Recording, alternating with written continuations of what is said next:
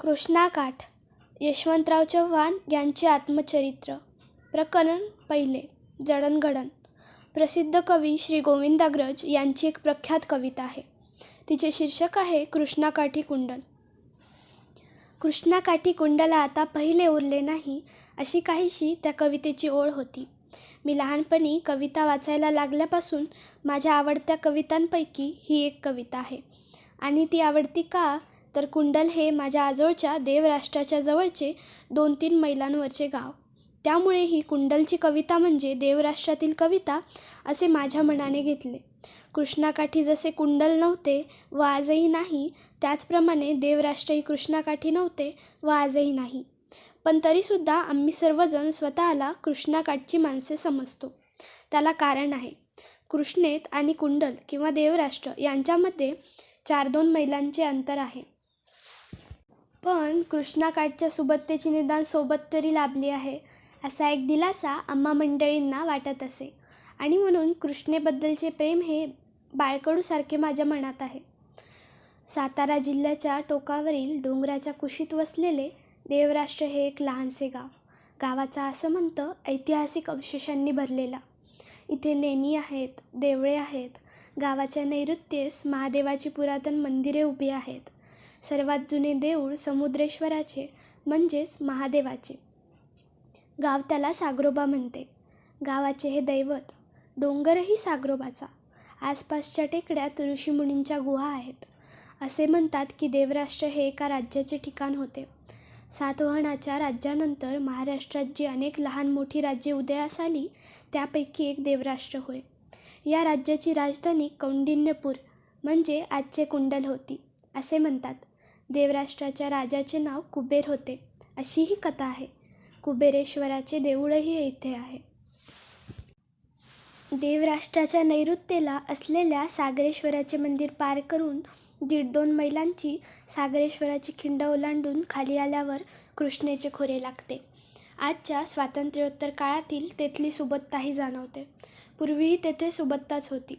याची कल्पना त्या परिसरातील असलेल्या गावाच्या नावांवरून येते. दही, दूध, तूप या पूर्वीच्या काळी प्रचलित असलेल्या सुबत्तेच्या लक्षणांची कसोटी मानली तर कल्पना येईल की ओळीने त्या परिसरात कृष्णेच्या काठी असणारी दुधारी, दह्यारी, ताकारी, तुपारी या नावांची गावे का आहेत. संपूर्ण कृष्णाकाठ हा माझ्या प्रेमाचा, आवडीचा आणि जिव्हाळ्याचा विषय आहे. महाबळेश्वरात उगमापासून निघावे आणि कृष्णामाईच्या काठाकाठाने थेट राजमहेंद्रीपासून तिच्या मुखापर्यंत जावे असे मला नेहमी वाटते. बदलत्या पात्राची भव्यता पाहावी, निसर्गाचे सुंदरपण मनात साठवावे, तीरावरच्या गावांना भेटी द्याव्यात, लोकांच्या ओळखी करून घ्याव्यात, पिकांनी डोलणारी शेते पाहावीत असे अजूनही मनात येते. महाबळेश्वरात एकाच ठिकाणी 5 नद्या उगम पावतात. डोंगराच्या वळचणीतून वेगवेगळ्या अंगांनी वाटा काढीत सपाटीवरून धावताना दिसतात. या 5 बहिणींचे परस्परांवरचे प्रेम मोठे अमर्याद. जन्मस्थळापाशी त्यांचे वेगवेगळे अस्तित्व दिसते, पण ते तेवढ्यापुरतेच. फुगडीचा फेर त्यांनी धरला आहे असे दिसावे तोच त्या हातात हात घालून गोफ विणून एकजीव होऊन जातात आणि गोमुखातून बाहेर उडी घेतात. मग मात्र यातली कृष्णा कोणती, कोयना कोणती, वेण्णा कोणती, दिसते ती एक धार. गोमुखातून ही शुभ्र धार कुंडात उडी घेते आणि पुन्हा जमिनीच्या खालून वाटा काढीत वेगवेगळ्या वाटांनी या बहिणी निघून जातात. पुढे कुठेतरी डोंगरावरून उड्या मारताना त्या दिसतात. परंतु एक गोष्ट मात्र खरी, उगमापासून 100 मैलांच्या आतच या बहिणींचा मिलाफ होतो आणि कराडपासून पुढे या सर्वजणी कृष्णामय बनूनच सागराच्या भेटीसाठी निघतात. जरा धारदार अंगाची कोयना कराडला आपल्या बहिणीला कृष्णाबाईला कडकडून भेटते. संगमावर मग आनंदाचा कल्लोळ होतो. या ठिकाणी पोचलेल्या या सर्वजणींचे पंचामृत मोठ्या पात्रात साठते आणि सुगंधित आणि चविष्ट बनून पांतस्थांची तहान शमविण्यासाठी आणि आसपासच्या परिसरास दिलासा आणि ओलावा देण्यासाठी पूर्वमुखी होऊन दक्षिणेकडे निघते. कृष्णेच्या नावाशी आम्ही या कारणामुळे अगदी मनाने लहानपणापासून निगडीत झालो आहोत. त्याला आणखी एक कारण आहे. उत्तरेला नीरा व दक्षिणेला वारणा यांमधला भूखंड हा पूर्वीच्या काळात सातारा जिल्हा या नावाने प्रसिद्ध होता. उत्तरेला नीरेच्या पंखाखालची, दक्षिणेला येलूर, तांदुळवाडी ही वारणाकाठची गावे असा हा परिसर होता. या सगळ्या भूखंडामधून वाहणारी प्रमुख नदी म्हणजे कृष्णाच आहे. या कृष्णेच्या काठी वाई, कराड, सांगली यांसारखी जशी महत्त्वाची शहरे आहेत, तशीच उत्तम शेतीमुळे प्रसिद्ध असलेली अनेक खेडीही आहेत. ऐतिहासिक काळातही या परिसरातून अनेक कर्तबगार व्यक्ती निर्माण झाल्या आहेत.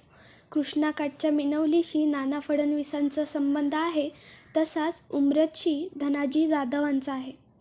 अशा या भूप्रदेशामुळे त्याला कृष्णेचा मुलूक असेच आम्ही मानतो.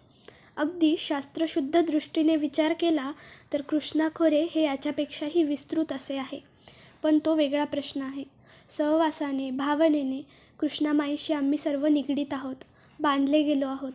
कृष्णेच्या काठची आठवण झाली म्हणजे बालपणाची आणि ऐन तरुणपणातील जीवनाची जडणघडण करणाऱ्या काळाची आठवण येऊन मन आजही कसे हेलावून जाते.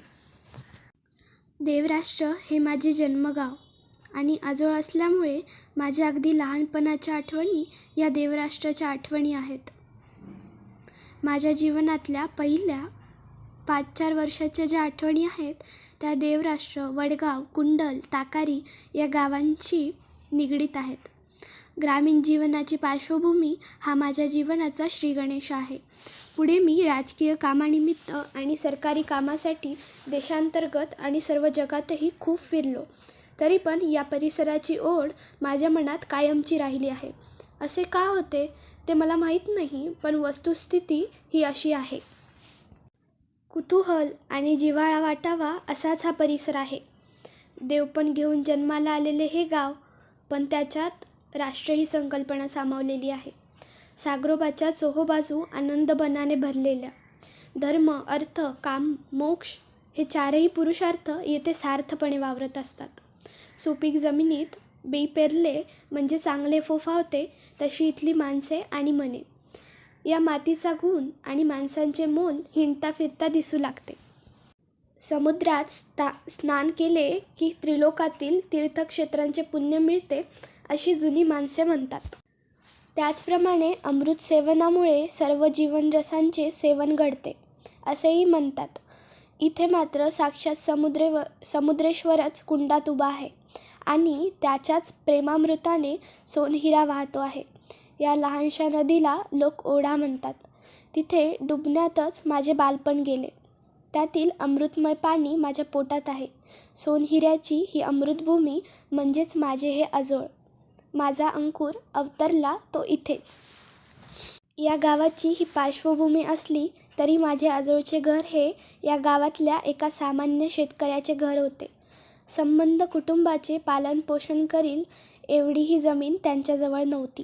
त्यामुळे शेतीला धरून दुसरा काही जोडधंदा करण्याखेरीज त्यांना मार्ग नसे. कधी इतरांच्या शेतीवर मजुरी, तर कधी काही दुसरे एखादे काम असा खाक्या होता. या परिस्थितीमध्ये मी पहिली 5-4 वर्षे काढलेली आहेत. माझी पहिली शाळा देवराष्ट्राची आहे. गावाच्या पश्चिमेला उंचशा पठारावर एका तळ्याच्या काठी असलेली 2-3 खोल्यांची शाळा मला आजही प्यारी वाटते. पहिला श्रीगणेशा मी तिथे शिकलो.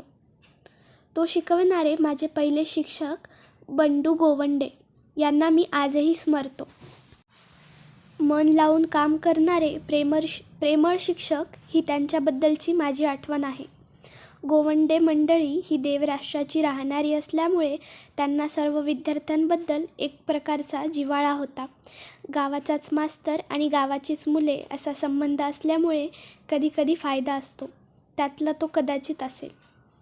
अशा गावी माझा जन्म 1913च्या 12 मार्च रोजी झाला. शाळेचे सर्टिफिकेट एवढाच त्याचा पुरावा आहे. मी माझ्या आईचे 5वे किंवा 6वे अपत्य असल्यामुळे माझ्या जन्माची नोंद कोणी ठेवण्याची काळजी घेतली नाही. त्या काळी त्यांना अशा गोष्टींची जरूरही वाटत नसावी. माझा जन्म म्हणजे काही महत्त्वाचा सुवर्णक्षण आहे अशी काही परिस्थिती नव्हती. आज मला अनेक मंडळी तुमची निश्चित जन्मतारीख सांगा असे म्हणतात. तेव्हा त्यांना मी हीच तारीख सांगतो आणि हीच जन्मतारीख मी माझा वाढदिवस म्हणून पाळतो आहे. परंतु 100% हीच माझी जन्मतारीख आहे असे छातीठोकपणे मी सांगू शकणार नाही. मात्र माझ्या आईने व आजीने मला माझ्या जन्मवेळेची तपशीलवार माहिती माझ्या लहानपणी सांगितली होती. पुढे आईला विचारून मी ती निश्चितही केली होती. आमचे चव्हाणांचे मूळ गाव खानापूर तालुक्यातील ढवळेश्वर म्हणून एक छोटेसे गाव आहे. ते आहे असे मला सांगण्यात आले होते. माझ्या आईने मला सांगितलेली ही हकीकत आहे. ढवळेश्वराला बऱ्यापैकी असलेले चव्हाण कुटुंब कुणा सावकाराला दुसऱ्याच्या एका कर्जाकरिता जामीन राहिले. त्या सावकाराची कर्जदाराकडून फसगत झाल्यानंतर जमीनदाराचा जमीन जुमला ताब्यात घेऊन या चव्हाण कुटुंबाची त्या गावातून मुक्तता झाली. ढवळेश्वरावरून विटेजवळ म्हणून त्या कुटुंबाने प्रथम येथे वास्तव्य केले. ही घटना कदाचित माझ्या पंजोबाच्या आधीची असली पाहिजे. विट्याला आल्यानंतर कमी पिकणारी थोडीफार जमीन त्यांनी घेऊन तिच्यावर आपला उदरनिर्वाह चालविला होता आणि तशाच परिस्थितीत ते विट्याला राहत होते. माझ्या आजोबांचे नाव वाघोजी चव्हाण आणि त्यांच्या वडिलांचे म्हणजे माझ्या पंजोबांचे नाव रानोजी चव्हाण. माझ्या पंजोबांच्या वडिलांचे नाव बाळोजी व आजोबांचे नाव हिरोजी होते. इथपर्यंत माहिती माझ्या आईने मला दिलेली आहे. माझ्या आजोबांना 2 मुले होती. एक रामचंद्र चव्हाण व दुसरे बळवंतराव चव्हाण. थोरले 4 पुस्तक शिकले असल्यामुळे शेती सोडून बेलीफ म्हणून सरकारी नोकरी करू लागले. पुढे काही दिवसांनी शेतीवरती भागत नाही म्हणून त्यांनी आपल्या धाकट्या भावासाठी म्हणजे माझ्या वडिलांसाठी खटपट केली आणि त्यांनाही बेलीफाची नोकरी मिळवून दिली. त्यांची नेमणूक विटे, दहिवडी, कराड अशा ठिकाणी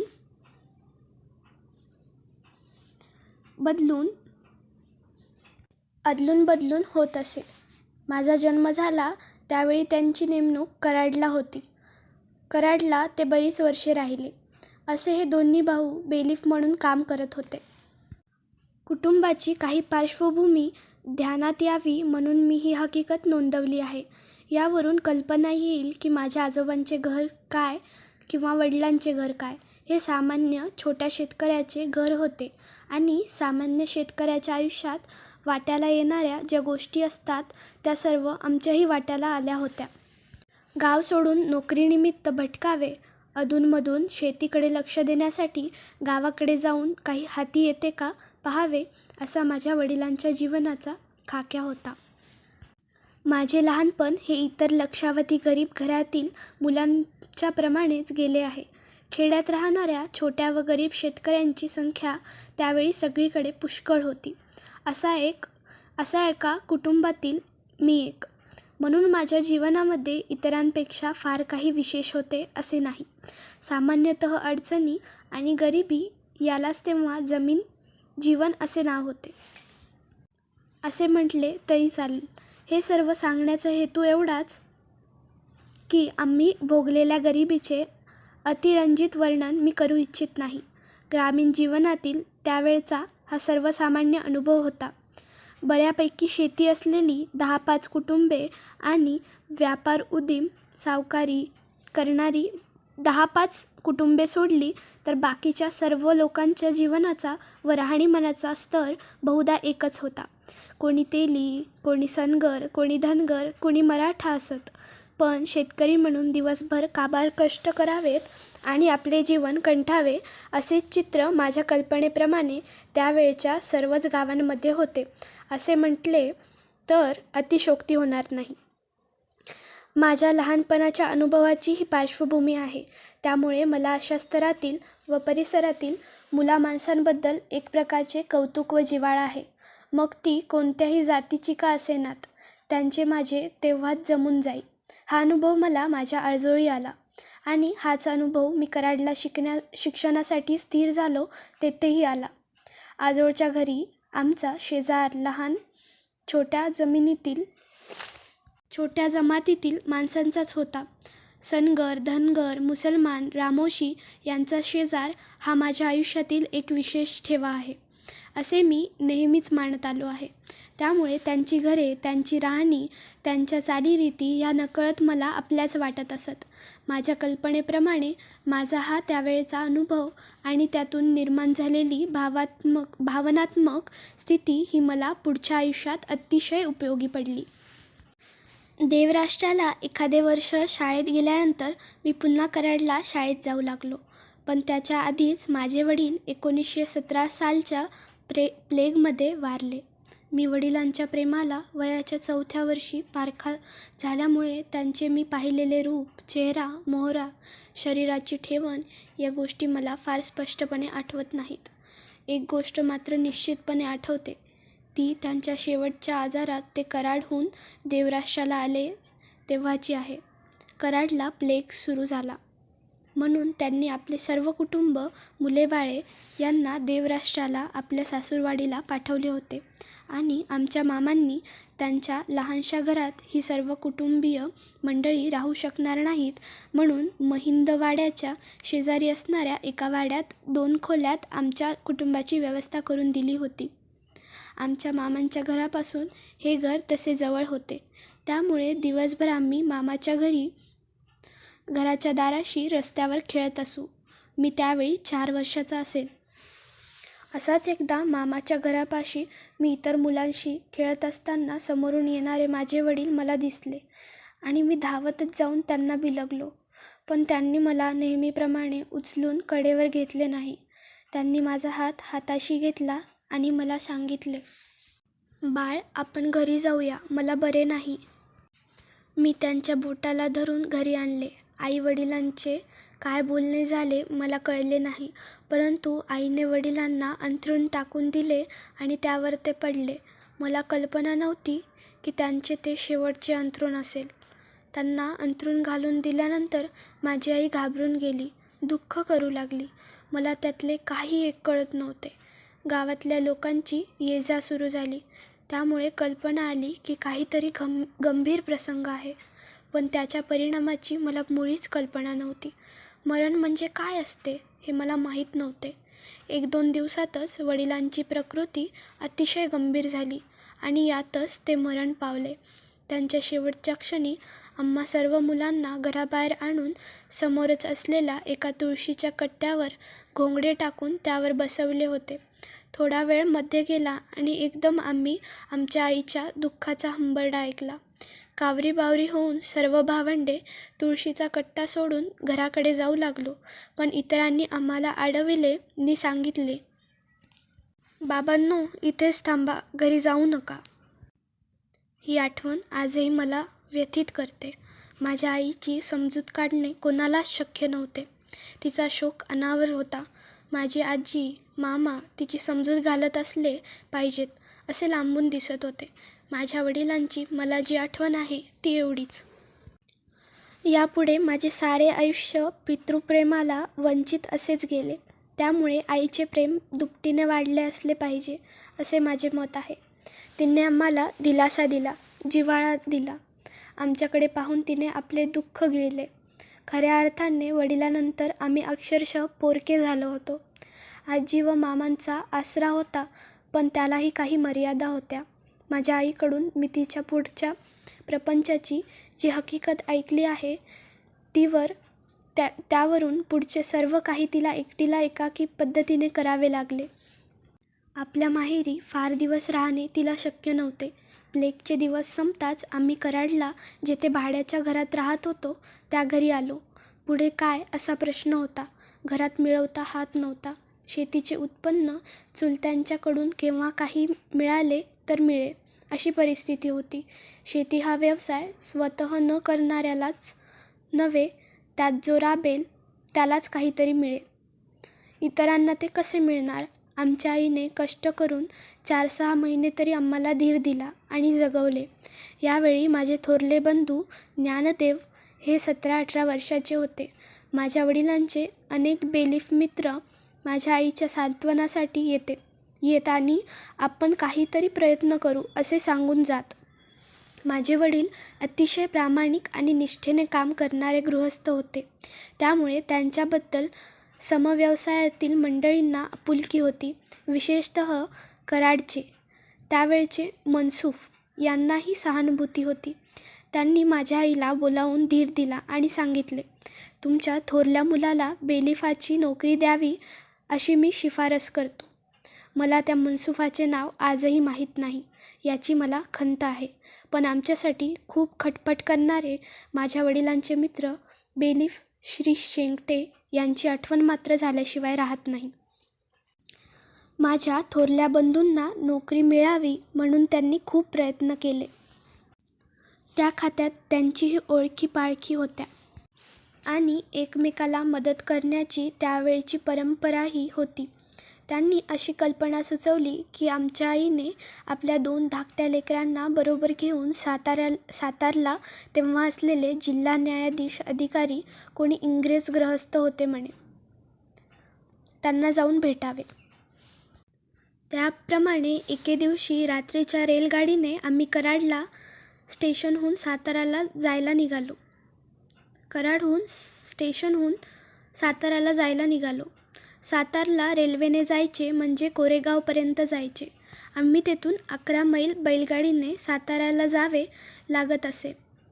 मोठ्या पहाटेस आम्ही कोरेगाव स्टेशनवरून उतरलो आणि तेथून एका बैलगाडीने, त्यावेळी तिला तिकडे छकडा म्हणत असत, त्यातून सातारला जाण्यास निघालो. बैलाच्या गळ्यातल्या घंटेचा मंजूळ आवाज आणि त्या नादात अर्धवट झोपेत व अर्धवट जागत केलेला तो प्रवास अजूनही माझ्या लक्षात आहे. या प्रवासात श्री शेंगटे आमच्याबरोबर होते. त्यांनी आपल्या ओळखीच्या ठिकाणी आम्हाला नेले व दुपारी जिल्हा न्यायाधीशांच्या कोर्टात घेऊन गेले. सातारच्या न्यायाधीशाचे कोर्ट म्हणजे सातारचा राजवाडा. त्या राजवाड्याचे त्यावेळी पाहिलेले ते धूसर चित्र अजूनही माझ्या डोळ्यांपुढे अंधुक तरंगत आहे. आम्ही 2 लहान भावंडे आणि माझी आई कोर्टात बराच वेळ थांबलो होतो. मध्येच येणारे जाणारे आमची मोठ्या सहानुभूतीने चौकशी करीत होते.